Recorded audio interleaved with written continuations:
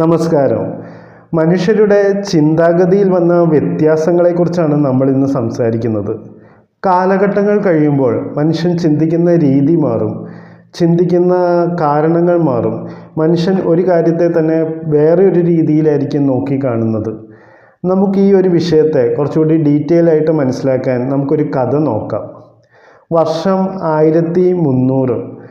അവിടെ ഇംഗ്ലണ്ടിൽ താമസിക്കുന്ന ഒരു സ്ത്രീ. ആ സ്ത്രീക്ക് തൻ്റെ അയൽക്കാരനുമായിട്ടൊരു പ്രണയം തോന്നുന്നു, അല്ലെങ്കിൽ ഒരു ഇഷ്ടം തോന്നുന്നു. അവർ വളരെ അഗാധമായൊരു പ്രണയത്തിൽ എത്തിപ്പെടുകയാണ്. അവർ മറ്റാരും കാണാതെ ഒരുമിച്ച് കാണുകയും ശാരീരിക ബന്ധത്തിൽ ഏർപ്പെടുകയൊക്കെ ചെയ്യുന്നുണ്ട്. അപ്പോൾ അങ്ങനെ ഒരു ദിവസം ഇവർ തമ്മിൽ ഒളിച്ച് കണ്ടിട്ട് തിരിച്ച് വീട്ടിലേക്ക് വരികയാണ്. അവളൊരു പുഞ്ചിരിയോടുകൂടി, അല്ലെങ്കിൽ വസ്ത്രമൊക്കെ നേരെയാക്കി സ്വന്തം വീട്ടിലോട്ട് എത്തുമ്പോൾ അവളുടെ മനസ്സിൽ ചിലപ്പോൾ ഒരു ചിന്ത കടന്നുകൂടാൻ സാഹചര്യമുണ്ട്. അവൾ ചെയ്യുന്നത് ശരിയാണോ? അവൾ ചെയ്തത് തെറ്റാണോ? താൻ എന്താണ് ഇങ്ങനെ ചെയ്യുന്നത്? ഇനി ഞാനിത് ആവർത്തിക്കണോ? അങ്ങനെ 100 കൂട്ടം ചോദ്യങ്ങൾ ആ സ്ത്രീയുടെ മനസ്സിലൂടെ കടന്നു പോവുകയാണ്. ആ സ്ത്രീ വളരെ മാനസികമായ സംഘർഷങ്ങളിലൂടെ കടന്നു പോവുകയാണ്. അവൾ ചെയ്ത കാര്യത്തെക്കുറിച്ച് അവൾക്ക് വ്യക്തമായി മനസ്സിലാകുന്നില്ല. അപ്പോൾ ആ സ്ത്രീ എന്തായിരിക്കും ചെയ്യുക? സ്വാഭാവികമായിട്ടും ആ സ്ത്രീ അടുത്തുള്ള ദേവാലയത്തിലോട്ട് പോകും. അവിടെ ചെന്ന് അവിടുത്തെ പുരോഹിതനോട് കുമ്പസാരിക്കും. പുരോഹിതനാണെങ്കിൽ ബൈബിൾ നന്നായി വ്യക്തമായി പഠിച്ചിട്ടുണ്ട്. ബൈബിൾ അനുസരിച്ചിട്ട് ഈ സ്ത്രീ ചെയ്തത് വലിയൊരു തെറ്റാണ്. അപ്പോൾ ഈ ഒരു കൊടിയ പാപമാണ് നീ ചെയ്തത് എന്ന് ആ പുരോഹിതൻ ആ സ്ത്രീയോട് പറയും. പിന്നീട് പറയും, നീ ചെയ്ത തെറ്റിന് നീ എന്തായാലും തീർച്ചയായിട്ടും നീ നരകത്തിൽ പോകും. അപ്പോൾ ഇതിന് നീ എന്തെങ്കിലും പരിഹാരങ്ങൾ ചെയ്യണമെന്ന് പറയും.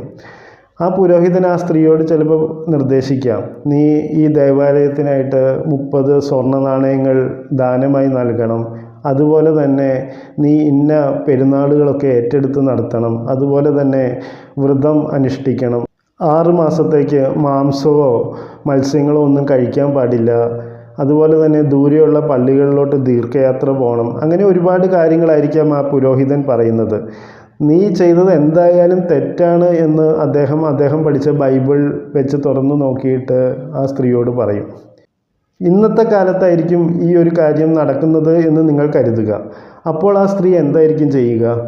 ആ സ്ത്രീ കണ്ണും പൂട്ടി ഒരു പുരോഹിതൻ്റെ അടുത്തേക്ക് ഓടുമോ? അതുപോലെ തന്നെ വർഷങ്ങൾ പഴക്കമുള്ള ആ പഴയ പുസ്തകം തുറന്നു വെച്ച് അത് തെറ്റാണ് എന്ന് ആ സ്ത്രീ അക്സെപ്റ്റ് ചെയ്യുമോ? ഒരിക്കലുമില്ല. ആ സ്ത്രീയുടെ ഉള്ളിലോട്ടായിരിക്കും നോക്കുന്നത്. ആ സ്ത്രീയുടെ മനസ്സെന്താണ് പറയുന്നതെന്നായിരിക്കും നോക്കുന്നത്. ആ സ്ത്രീ എന്തുകൊണ്ടാണ് ഇങ്ങനെയൊരു സാഹചര്യത്തിലോട്ട് പോയത്, എന്തുകൊണ്ടാണ് ഇന്ന ഒരാളുമായിട്ട് പ്രണയബന്ധം തോന്നിയത് എന്നൊക്കെ സ്വയം ചോദിക്കുകയായിരിക്കും ചെയ്യുക. സ്വന്തം ഉള്ളിലോട്ട് നോക്കിയായിരിക്കും അത് ചെയ്തത് ശരിയാണോ തെറ്റാണോ എന്ന് തീരുമാനിക്കുക. ചിലപ്പോൾ ആ ഒരു കാഴ്ചയ്ക്ക് വ്യക്തത കിട്ടിയില്ല എന്ന് വരാം. അങ്ങനെ ഒരു സാഹചര്യത്തിലും ആ സ്ത്രീ ഒരിക്കലും പുരോഹിതൻ്റെ അടുത്തോട്ടായിരിക്കില്ല പോകുന്നത്, മറിച്ച് ഒരു സൈക്കാട്രിസ്റ്റിൻ്റെ അടുത്തോട്ടായിരിക്കാൻ പോകുന്നത്. സൈക്കാട്രിസ്റ്റ് എന്തായിരിക്കാം ആ സ്ത്രീയോട് ചോദിക്കുക? നിനക്ക് ആ ഒരു കാര്യത്തെക്കുറിച്ച് എന്ത് തോന്നുന്നു? നിൻ്റെ ഹൃദയം എന്താണ് പറയുന്നത്? നിനക്ക് എന്തുകൊണ്ടാണ് അങ്ങനെ ഒരു ഇഷ്ടം തോന്നിയത്? നിൻ്റെ ഇപ്പോഴത്തെ കുടുംബത്തിൽ ഭർത്താവും മക്കളും നിന്നോട് എങ്ങനെയാണ് പെരുമാറുന്നത്? അങ്ങനെ 100 കൂട്ടം ചോദ്യങ്ങളായിരിക്കാം ചോദിക്കുക. അല്ലാതെ ഒരു പഴയ പുസ്തകത്തിൽ എഴുതി വെച്ച നിയമങ്ങൾ അനുസരിച്ചിട്ടായിരിക്കില്ല ആ സൈക്കാട്രിസ്റ്റ് ആ സ്ത്രീയോട് സംസാരിക്കുക. ആ സൈക്കാട്രിസ്റ്റ് സംസാരിക്കുന്നതും ആ സ്ത്രീയുടെ മനസ്സിൻ്റെ ഉള്ളിലുള്ള, അല്ലെങ്കിൽ ആ സ്ത്രീയുടെ ഹൃദയത്തിൻ്റെ ഉള്ളിലുള്ള കാര്യങ്ങളെക്കുറിച്ചായിരിക്കും സംസാരിക്കുന്നത്. അവളുടെ ഉള്ളിലോട്ട് നോക്കാനായിരിക്കാം പറയുന്നത്. അപ്പോൾ അവിടെ നിന്നാണ് ഈ സ്ത്രീ ചെയ്തത് ശരിയാണോ തെറ്റാണോ എന്നുള്ളൊരു ഉത്തരം നമുക്ക് കിട്ടുകയുള്ളൂ. മറിച്ച് ഈ സ്ത്രീ ചെയ്തത് തെറ്റാണ് എന്ന് ഒരു സൈക്കാട്രിസ്റ്റും പൂർണ്ണമായിട്ട് വിധി എഴുതുകയൊന്നുമില്ല. അതിനുള്ള പാപപരിഹാരങ്ങൾ ചെയ്യാനായിട്ട് നിർദ്ദേശിക്കുകയില്ല. മറിച്ച് ആ സ്ത്രീക്ക് എന്തുകൊണ്ടാണ് അങ്ങനെ തോന്നിയത്, ആ ചെയ്ത കാര്യത്തിൻ്റെ പ്രത്യാഘാതങ്ങൾ എന്തൊക്കെയാണ്, ഏത് ഡയറക്ഷനിലാണ് ഇനി മുന്നോട്ട് പോകേണ്ടത് എന്നൊക്കെ ആ സ്ത്രീയുടെ ഉള്ളിൽ നിന്ന് തന്നെ ഉത്തരങ്ങൾ തപ്പിയെടുത്ത് ഈ പ്രശ്നം പരിഹരിക്കാനാണ് ഇന്നത്തെ സാഹചര്യത്തിൽ സാധ്യത.